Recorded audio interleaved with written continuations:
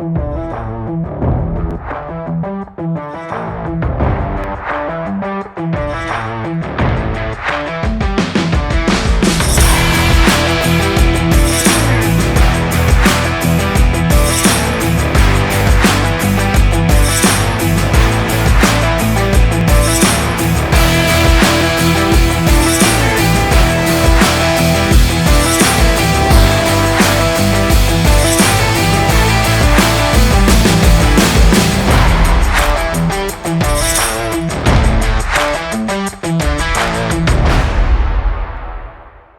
Pete, welcome to Yachting USA. Hey Rick, how you Great doing? to have you. Yeah, good to see you. It's been a wild ride. It has indeed. Yes. I tell you what. So Peter Southgate, introduce yourself. I think it'd be good to hear from you. You've got a storied history, but Cayman Registry is a well-known flag, and tell us about your role in all this. Absolutely. So I mean, just my current role, obviously Regional Director of Americas and Yacht Code Specialist for the Cayman Registry, which I've been since 2018. So my primary role is to run the technical operations for the registry in the Americas, Yes. but also with a global responsibility for code development, rule development, and policy. So that's kind of what I'm doing now. But I started in shipbuilding as an apprentice. Actually, I did a Yeah, so I did a 4-year apprenticeship, and Where was that?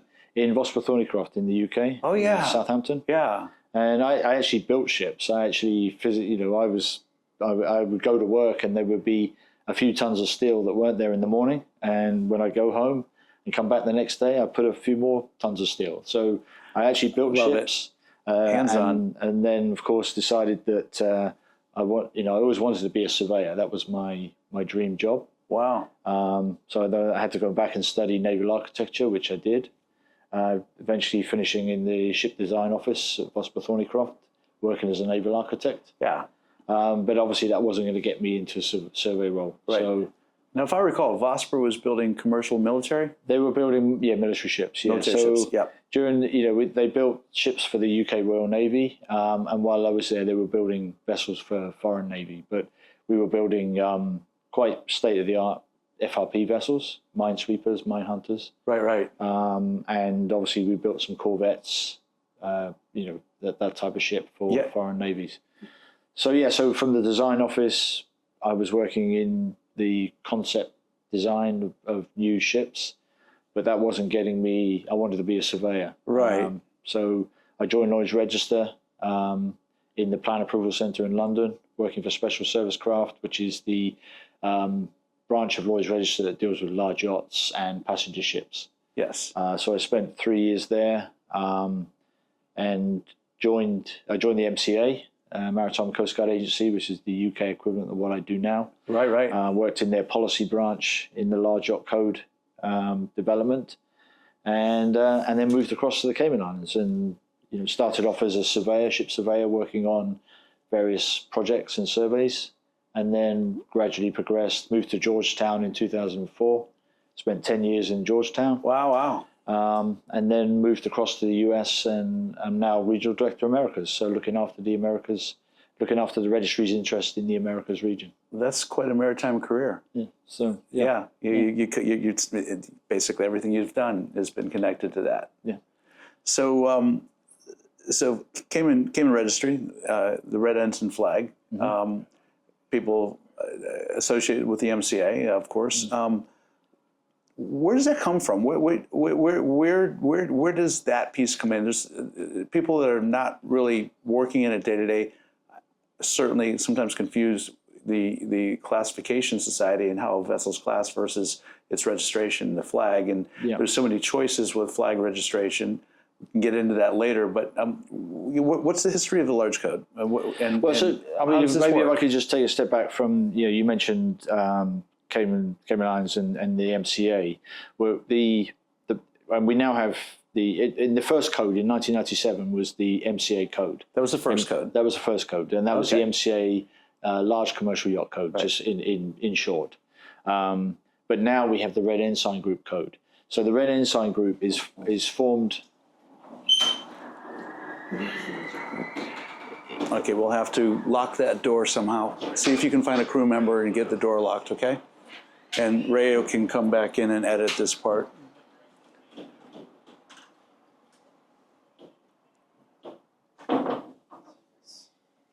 Or sit out there and just don't let people come through. There you go. Okay, cool. Do you want to carry on? Yeah. We'll just come back to, I'll go back to the history of large yacht codes and why we need codes. Okay. Sorry about that. Okay. All right, reset. Okay, Ray, in 5, 4, 3. So Pete, help me out to understand.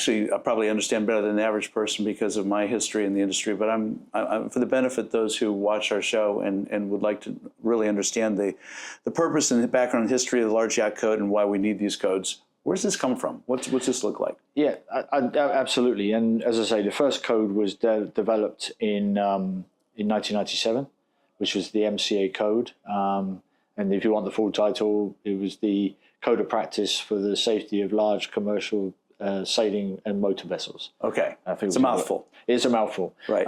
So the MCA code was first developed, and it was recognized at the time that there was a growth in the charter market, but up until that point, yachts were largely unregulated, and those that were regulated had to comply with the international conventions, which aren't really geared at large yacht construction, so they weren't really consistent. So the Low Line Convention, for example, which deals with weathertight integrity, as I'm sure you're aware, Yep. Wasn't really designed to be consistent with large yachts. I mean, just having sill heights that you have to step over, you know, it's just not consistent with the enjoyment of a large yacht. So the Large Yacht Code was introduced initially to provide standards that were consistent with the convention requirements, but in a yacht-friendly way. Was there a specific vessel or shipyard or program that influenced this move? There were, I guess it's fair to say there were some prominent accidents that occurred prior to the development of the Large Yacht Code, which maybe focused people's attention.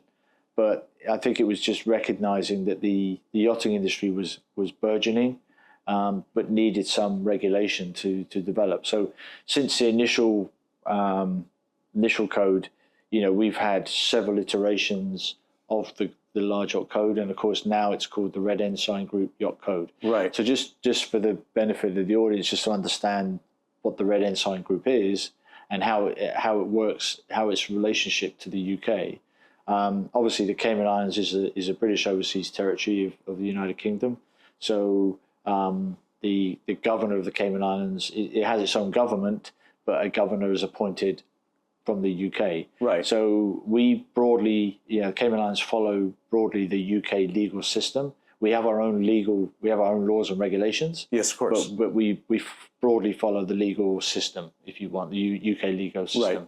So all the Red Ensign Group administrations, Bermuda, Isle of Man, Gibraltar, all follow that same broad pattern. And then when we developed the Red Ensign Group Code, rather than it become an MCA code, it's now the Red Ensign Group Code. So we're now at the 2024 edition, which has just been put into force. Right. So it's 27 years in the making. Wow, wow. Now, do other flags follow your lead on this code, or is it used as a benchmark, or? Other flags do. The larger administrations have their own code. The Marshall Islands have their own code. Malta has their own code. Right. But to be fair, they're broadly based along the same lines. I mean, I won't say they're exactly the same. Right. But they are broadly based, and structurally they're the same. They cover the same aspects of load line, structural fire protection, life-saving appliances, firefighting appliances. So they broadly follow the same pattern, but there's just a few little tweaks and depending on how the administration applies it. But right. As far as the Red Ensign Group and the Cayman Islands is concerned, we follow the Red Ensign Group. Right. And just to add in, we've also got the Passenger Yacht Code, which I don't know if you're familiar with, which was a new development which was first published in 2007. Yes. And that was designed because large yachts are limited to 12 passengers. Yes. So the Red Ensign Group Passenger Yacht Code was developed to deal with vessels that carry up to 36. 36, right. And it was based on the SOLAS requirements for vessels, because as you know, SOLAS is divided into two. You have passenger ships below 36 and passenger ships above 36. Right. So the Passenger Yacht Code was developed on the SOLAS requirements for vessels carrying 36 passengers. Right. But again, the same premise as the original Large Yacht Code. We needed to find a way of building these passenger yachts that was in line with the requirements of the convention, but also consistent with how yachts are built and operated. Absolutely. And full disclosure here too, Pete and I have been associated and worked with each other now for 20 plus years in this industry. We have both served on the board of the International Superyacht Society. In fact, I was part of your technical committee for a while. And when I had the business nautical structures, wow, you were a resource. You were a very valuable resource for what we did, because we were developing product, innovating product. We were paying attention to the LSA rules that are coming in under SOLAS, the whole conversation about the vessel's gross tonnage and what happens once you go over 500 gross tons, or why would you stay under 500 gross tons? And I can go on and on and on. But I think when we talk about innovation in yacht design, when we talk about how Cayman Islands and other flags can liaison and collaborate with the yachting industry, and I'm just using nautical structures as a good example because of the uniqueness of the products we're building. That was a remarkable collaboration, a cool relationship. I can't tell you how much I appreciated the opportunity to actually work with you on special projects and better understand what we needed to do. Yeah, and I think that just takes an illustration of the original code was, although it was developed with industry consultation, it was more of a, this is the code. The industry needs to follow it. Right. Over time, we recognize that it has to be an evolution. It has to involve industry in the development. So, you and I were instrumental in some of the early challenges we had with the implementation of fiber ropes, as an example. Right. We were the first company to bring it out, and it was a lot of work, a lot of effort to kind of convince everybody that it was a viable product to utilize in the application we're talking about. And actually, in some ways, brought more safety and was way more appropriate than that typical multi-strand wire rope application that you see in typical crane systems. Absolutely, and I think that's just a good illustration of how the process works. Right. Industry recognizes a need. There's something, there's some part of the regulation that isn't quite gelling with what industry is looking for. Right. So the fiber ropes is a classic example. But as regulators, we have to be able to see how we can make that transition from what everybody's doing with the steel ropes to a fiber rope, and how do we make that so that we're happy with it, we're safe, we're convinced it's safe, and that any downside of moving across to that technology is adequately dreadful, because we're all about managing risk. Well, yeah, I was just going to bring that up because you and I spent some time a couple of days ago here in a seminar talking specifically about risk mitigation, and there's so many things that happen on yachts like we're on right now where it's a dynamic, moving, operating structure. 24/7 things are happening on these boats. There's always opportunities for problems and need for training and all of that. And so when we're developing equipment, we have to think about the human factors and how they integrate with how crew can operate them, owners. And I always used to say that, while it's cool that you build a piece of equipment for the crew to operate, when you understand that the high net worth individual is probably going to send his 15-year-old daughter to go out and launch the jet ski one morning, you've got to kind of design around that reality because that happens. So, you guys got a tough assignment sometimes when you look at the broad view of a large yacht and try to figure out how everything kind of aligns, and because it's a whole functional system of the vessel that you're overseeing. Yeah, and you're absolutely right, Rick. And I think one of the key things is owners, the reason they have a yacht is for the enjoyment, to take their friends and family and to have a good time. But they want to do it as safely as possible. Of course. But also they don't necessarily want to have to, they don't want it built like a tanker or they don't want a black boat. No, exactly. So it's got to be built in such a way that allows them to enjoy the boat, but in as safest way possible. That's right. And that's our challenge as a flag state, is to make that happen. And sometimes it does require thinking outside the box. Regulations is one thing, and that's one thing about the codes, is they are not 100%, but they're close to a goal-based standard. Right. So I think one of the things that we as the Red Ensign Group and the Cayman Islands recognize, that goal-based standards. So in other words, this is the safety objective. Right. There are many ways to get to that safety objective, but as long as you get to that safety objective, it doesn't really matter how you do it. It could be a circuitous route, but you want to get there. But you rather than just saying it must be this thick or it must be that long, or it's how do we make sure that the crane, for example, how do we make sure that the crane is as safe as possible when you're putting with tenders, putting people into a tender, man riding kind of thing. Man riding, exactly. Right. So you want people to get in that tender. They're going out for dinner with their friends and family. They've had a nice day on the boat, and now they're going ashore for dinner, and they're going into a tender. They need to know that tender is going to get them safely to the water and back up again. And we did have a lot of systems that were designed that maybe weren't capable of 90% of them. I mean, that's you and I have had this conversation years ago, and that people use the tender launching systems on the boats, whether they're garage systems or deck systems, doesn't matter, without really thinking about it. Hey, it gets the tender in out of the water, and it's got to be a factor of safety here, so let's just jump in and just go. It's more easy to do that than try to jump into the boat once it's in the water in the back of the boat, whatever that looks like. And the reality is that there is specific equipment designed specifically for launching with people. Mm-hmm. And, I think what you and I were talking earlier about how there are standards that are established today and that boats need to go to those standards. Mm-hmm. And so if you want to do that, you need to make sure the equipment's certified and capable of doing it, or replace that equipment with equipment that is certified and capable of doing it. Absolutely. Did I get that right? Absolutely, yeah. And some elements of regulation that they are retrospectively applied.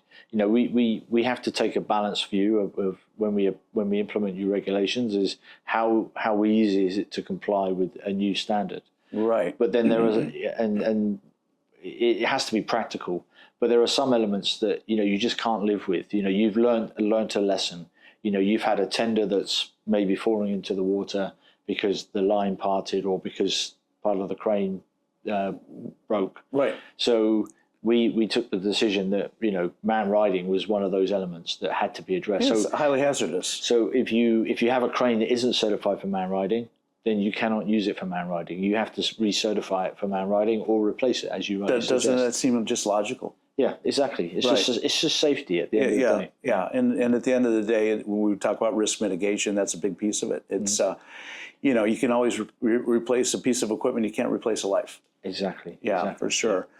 I think about, and you walk the show here in Palm Beach or any other marina you go into.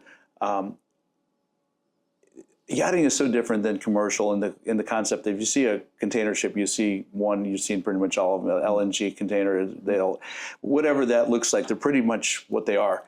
In the world of yachting, they're all so diversely different in design and operation and intended use. How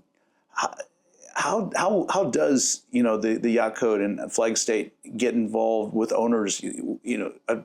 Approaching their aspirations, how they want to use a boat, because it is so different. And I have to assume there's adjustments or there's an approach you guys take to helping an owner achieve what he wants to get to. Absolutely, and that's where the code of practice comes in, because it just gives you a little bit an extra flexibility than the conventions provide.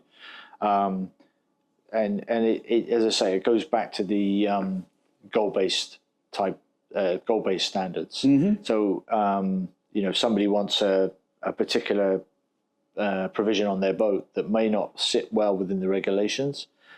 there will be something in the code that allows, maybe allows that adjustment to be made. Right.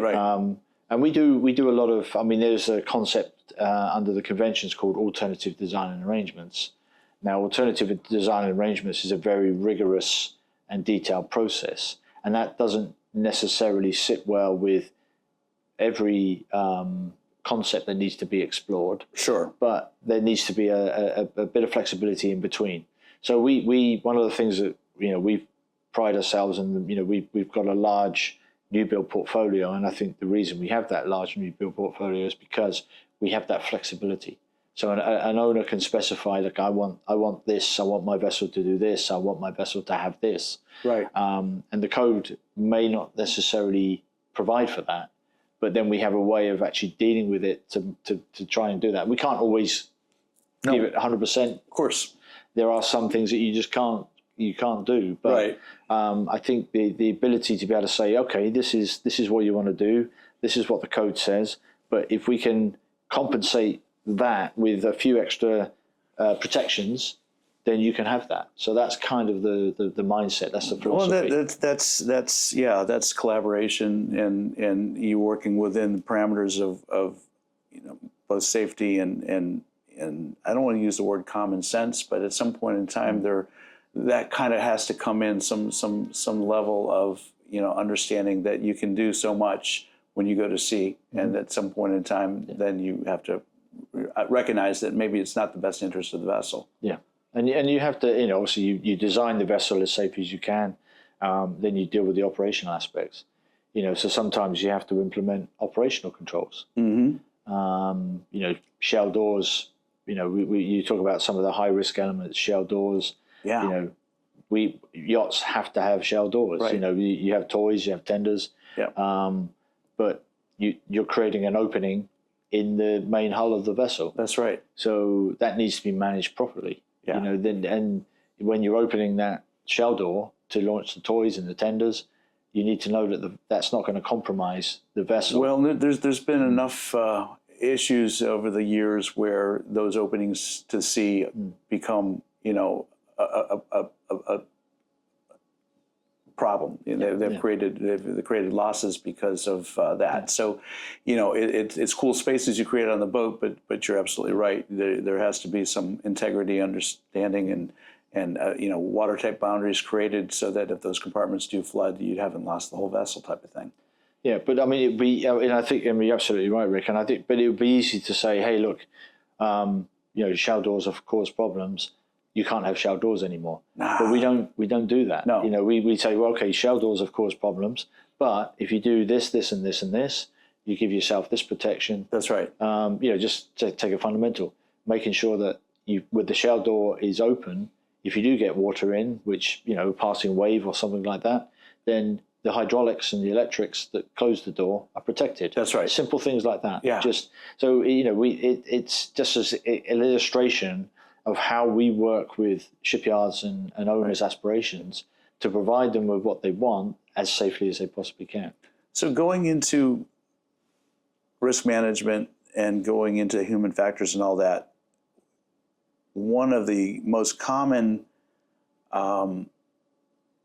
conversations that I come into, and when I was running JMS USA, the yacht management company, we were having these conversations, and now that I'm in this space, I'm having these conversations a lot. It's about the crew. So many issues start and end with crew. There's that adage that there's no second shift. There's not the ability to carry two crew on board. Mm-hmm. So the crew you've got, it's 24/7 boat. They've got to figure that out, whether it's maintaining watches or whatever that looks like. Does Flag ever get involved in how vessels are built or how crew is accommodated? Is that coming into your vision yet? Or yeah, I mean, I think absolutely. I mean, let's just take an example with the Maritime Labour Convention, which, as you know, came into force in 2013. Mm-hmm. And that deals specifically with crew welfare aspects.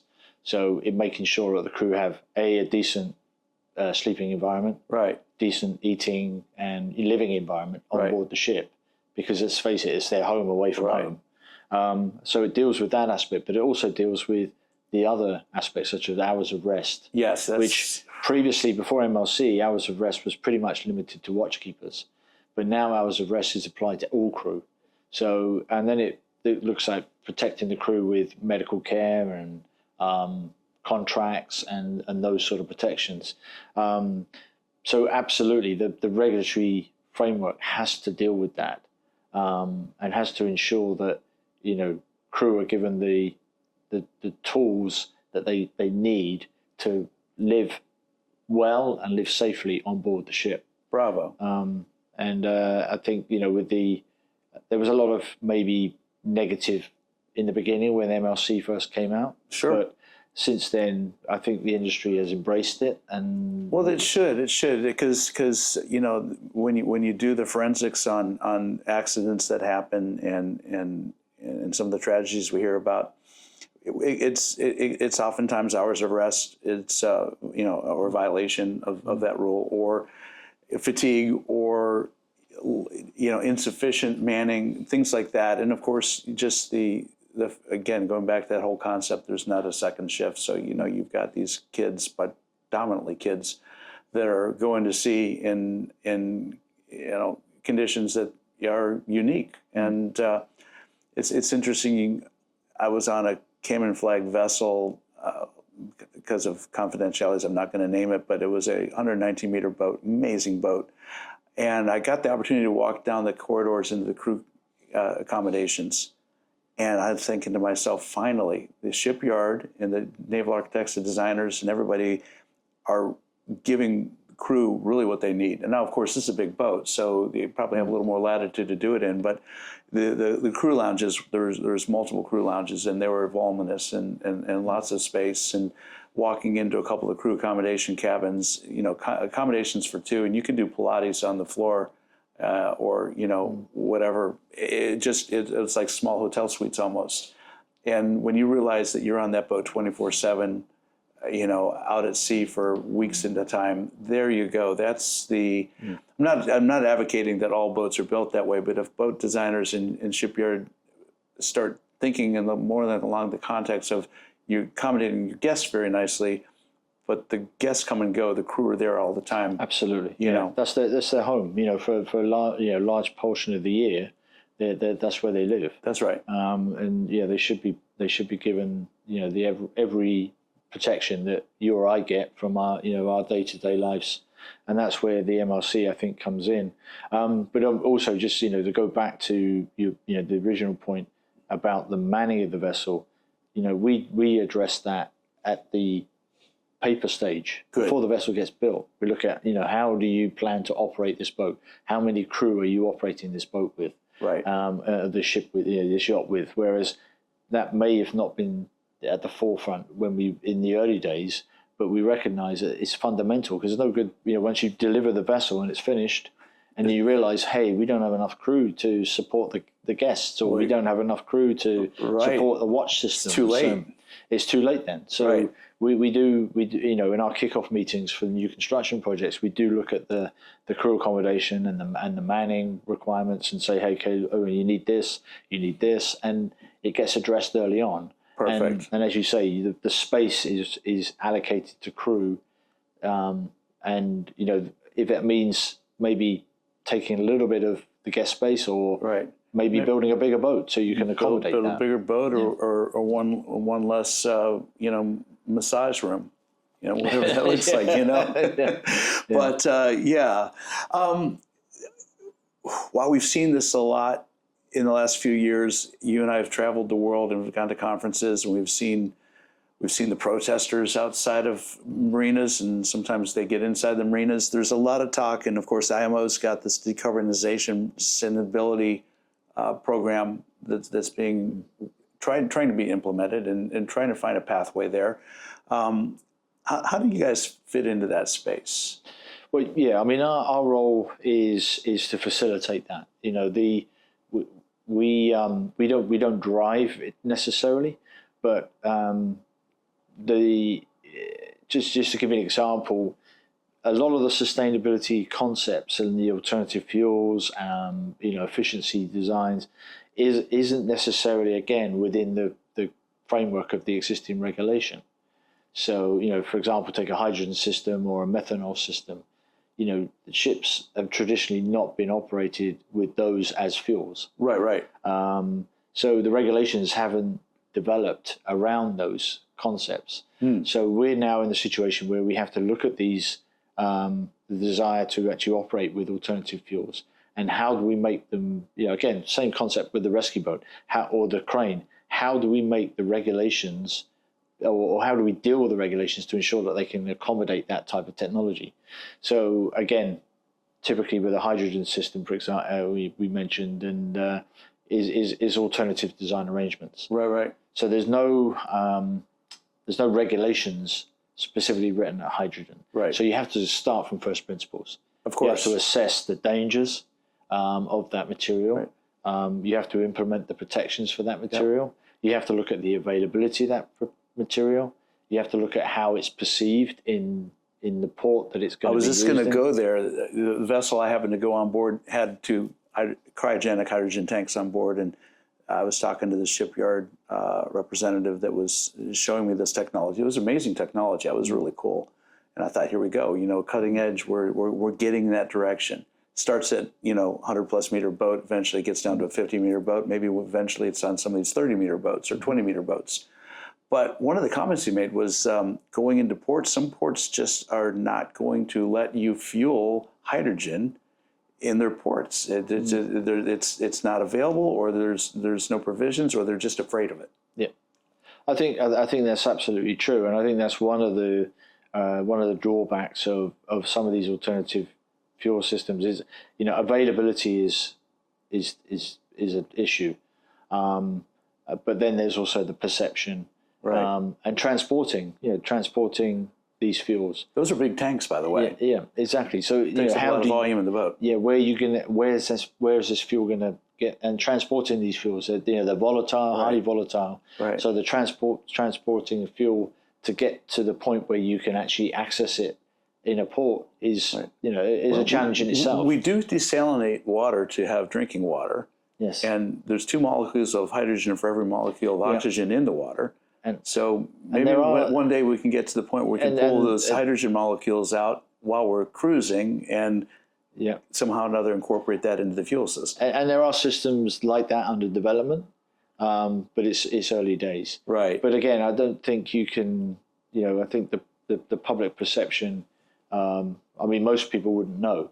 But a yacht turns up in a marina using diesel fuel, nobody really cares. Right. But a yacht turns up in a nuclear powered yacht, for example, turns up in a marina, that's a whole different story. So, and again, nuclear is, probably the cleanest energy you could possibly. Exactly. Right. But public perception is just not there. Right. And that's a challenge that we face. Yeah. The other point I wanted to make about the sustainability, though, Rick, is, as it doesn't fit within the existing regulatory framework, the cost of certifying something like that goes up. Right. And at the moment, is there an attitude? The question I have is there a willingness to appreciate that additional cost? We're not seeing it yet. Right. We had the conference the other day at the Maritime Forum, and that conversation came up. Is how willing are owners, or how prepared are they to meet the extra cost of meeting that burden? And do we want to dare go down that pathway where it starts becoming legislated, because then that could be very dangerous and detrimental to our industry as well. Yeah. It's got to be a balancing point somewhere in this. Yeah, yachts have benefited from, carve out from certain environmental regulations, such as the EEXI and EEDI, the Carbon Intensity Index. Yeah. Yachts have been excluded from application of those requirements because of the way they're operated. They're not a cargo ship that's in port, offloading cargo, off again, in port, offload. And they're used in a very different way, aren't they? So they've been excluded from those requirements till now. But again, if at some point that's not going to happen, and yachts are going to be included in the same environmental regulation, safety and environmental parameters as the merchant work, because ultimately that's where the IMO is going to, net zero in 2050. So they want the maritime industry to operate net zero by 2050. So yachts inevitably are going to be included in the overall concept. So I think we have to have one eye on that. Right. And when we talk about yachts that are going to fall into this category, are we talking about the commercial over 500 gross ton, yacht, or are we talking about the whole fleet? Well, I think I think it's clear. At the moment, MARPOL, the marine pollution, which that covers all vessels, so it's not just commercial vessels, and it's logical that all vessels would fall under the environmental, because at the end of the day, if you're striving towards net zero, everybody has to get on board with that. So I think ultimately it will be applied to all vessels. Wow. So, imagine what the fleet will look like in 2050, right? Yeah. People. I mean, I was at a conference a couple of years ago, and somebody said, "What does a yacht of 2050 look like?" And I think pretty much it'll look like the yachts we have here, but under the bonnet they'll look very different. Yeah, tiny little nuclear reactors. That's